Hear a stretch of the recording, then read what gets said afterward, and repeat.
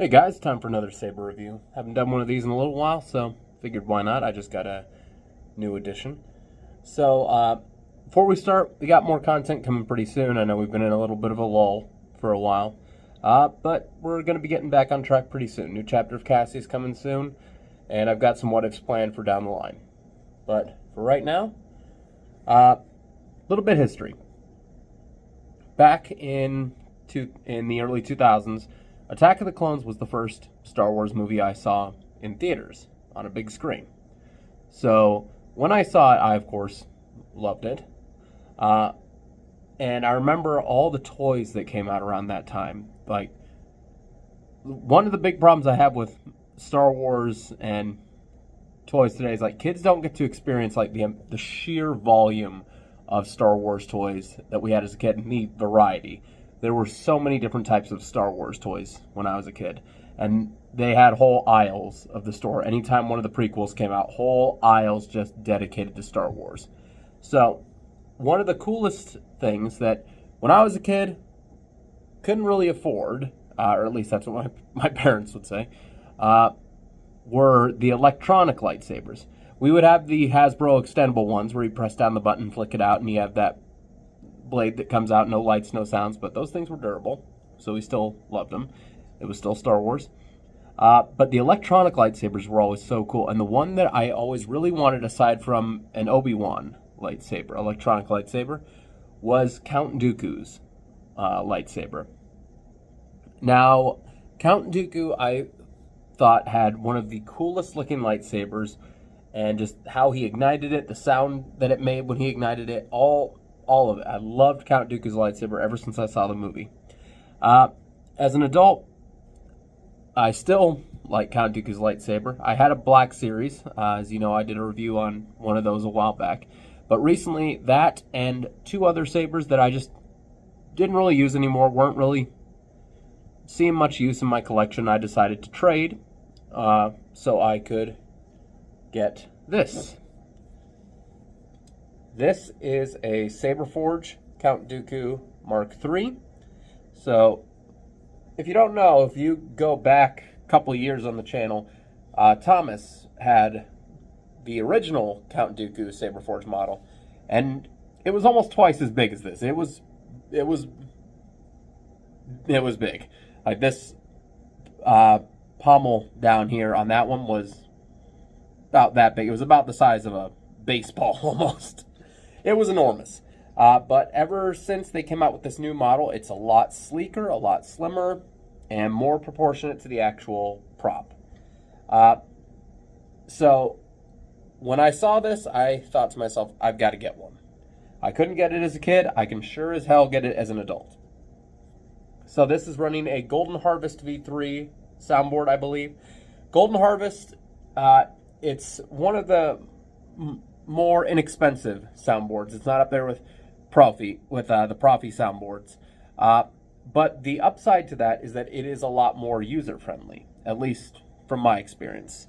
I have right here my Obi-Wan NeoPixel lightsaber. This is running a Profi setup. Unlike with this one, however, this changing sound fonts and all that, a lot more complicated. Requires a lot more know-how. So I leave the fonts on that one as is, but if I want to, I can go into this, change the files, settings, whatever. And it's running, it is a NeoPixel lightsaber, and it's running, and I don't have my Allen wrench to show you, but it's using one of Saberforge, one of their threaded NeoPixel blades, meaning that there's a base at the bottom of the blade that is threaded. It's, I believe, aluminum. And what it does is it threads into a threaded socket down here in the bottom of the blade. There's the male connector piece inside the hilt, the female in the blade. So once they're connected, once they're threaded properly, the two pieces connect, you tighten the Allen wrench, and you're good to go. And I will say, it is a very secure connection. There is no wobble here whatsoever. I feel comfortable swinging this around. Something that I wasn't a big fan of is that the ignition is down here and not up here or in the middle. But it's not a huge issue. It's mainly just it's kind of awkward if you want to activate it with one hand. Activate it down there. It currently has a 32-inch blade. At some point I might get a bigger one just because I'm a taller fella.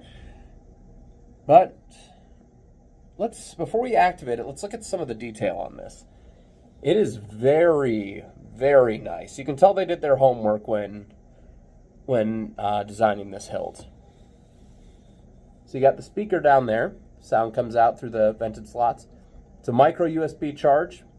If you connect it to a computer through the micro USB, that's how you can change sound fonts and settings and all that.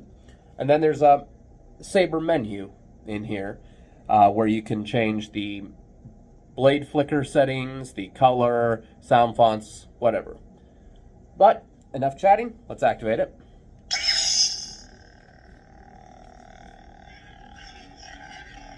It's a little bit more quiet than some of the other sabers I have, but it's still plenty loud for my purposes.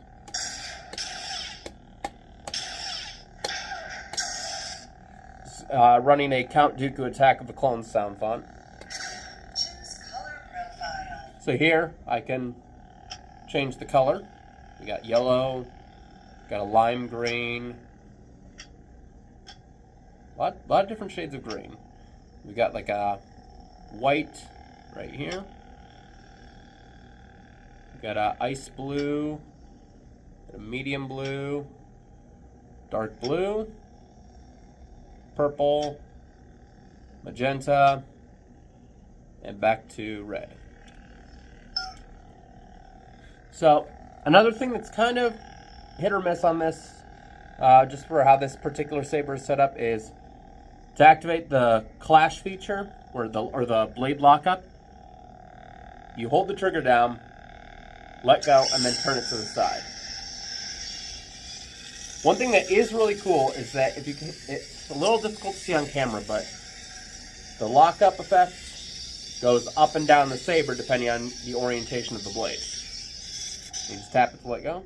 So that's cool. Has blaster deflection, all the little bells and whistles, smooth swing.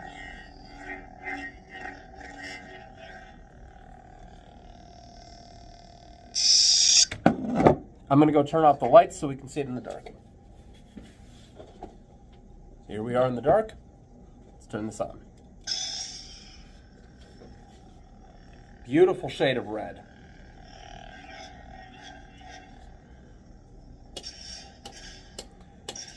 So I have it on the flicker setting, but if you go into the saber menu, you can change the color that the blade flashes when it clashes. I just have it on the flicker setting.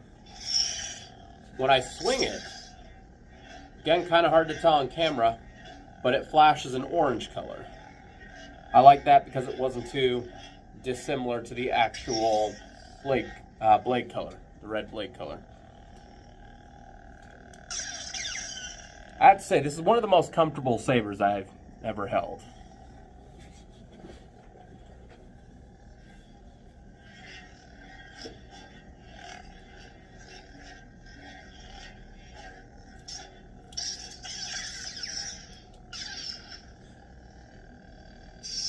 Another thing that's cool about this saber, you can program gesture controls so that if you don't want to press the button to turn it on, you just do a specific gesture. Like, I made sure to program the upwards Dooku salute. So,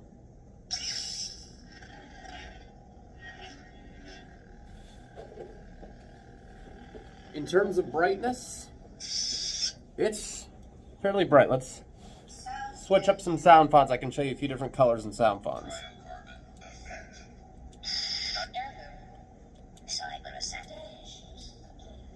We'll go to this one called Daddy Issues. This has got like a deep blue kind of indigo color, but this is a Luke Return of the Jedi sound font.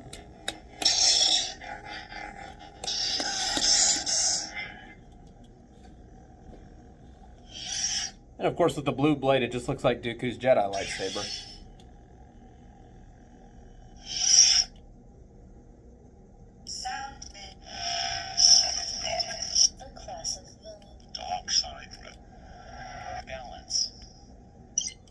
This is Balance. I'm not sure what kind of a sound font this is, but I think it's kind of like a Luke sound font.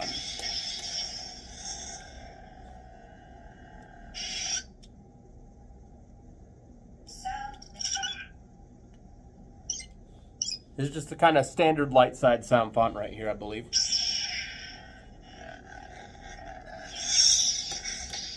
Something I noticed, Dooku's lightsaber looks amazing in green. I love how it looks in green.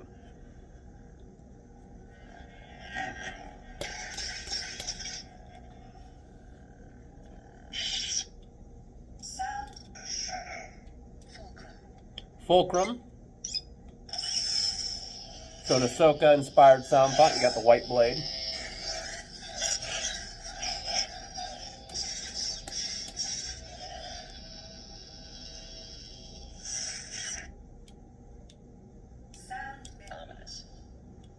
Ominous. I like how this one sounds.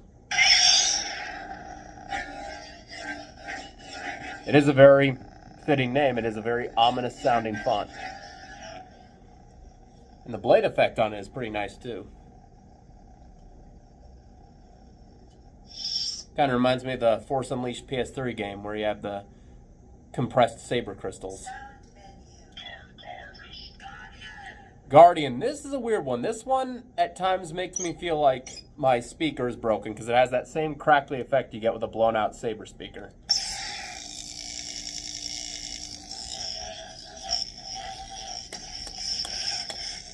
So it's hard to trust this sound font. I'm like, oh, did I break it? Nope.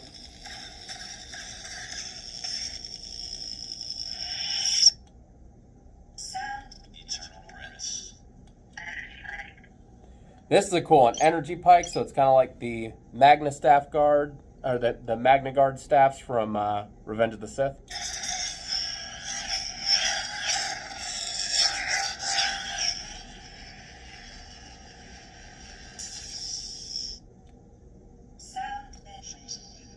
Frozen Winds, this is one of my favorites. I'll show you why in just a second. So, you turn it on, and it's like you've got frozen winds coming through, so it's almost like you're on Hoth.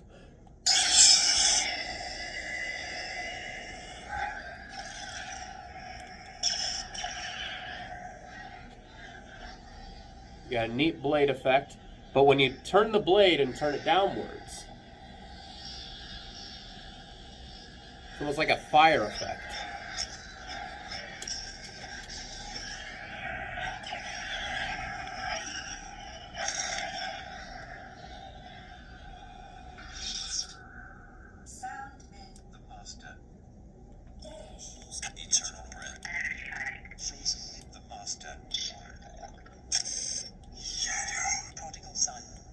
This is Prodigal Son. I believe this is one of Saberforge's fonts for the Luke saber. They have the Prodigal Son.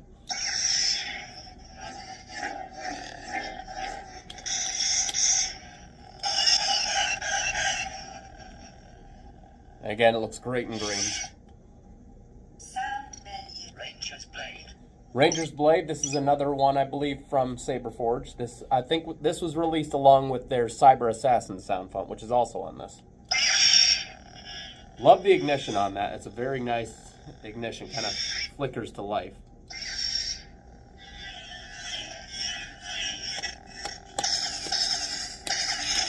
Although anytime I hear Ranger's Blade, I either think of Power Rangers or Aragorn from Lord of the Rings. So.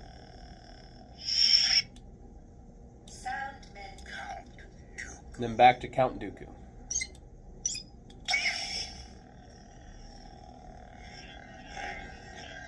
And again, just that beautiful shade of red.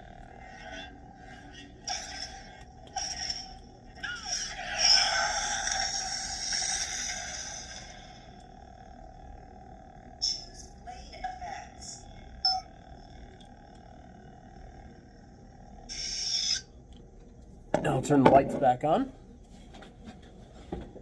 So, in terms of pricing, I'm not exactly sure how much this retails for on the Saberforge website.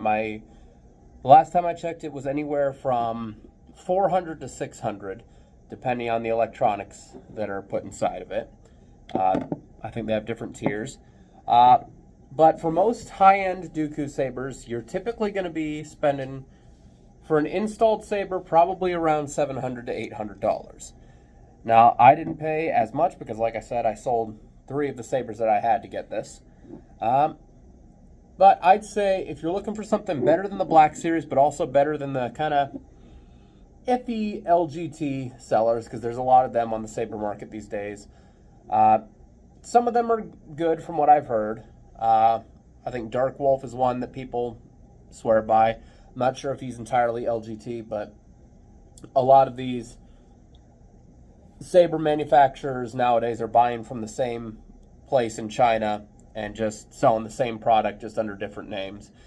And so it can be hard to determine quality from that.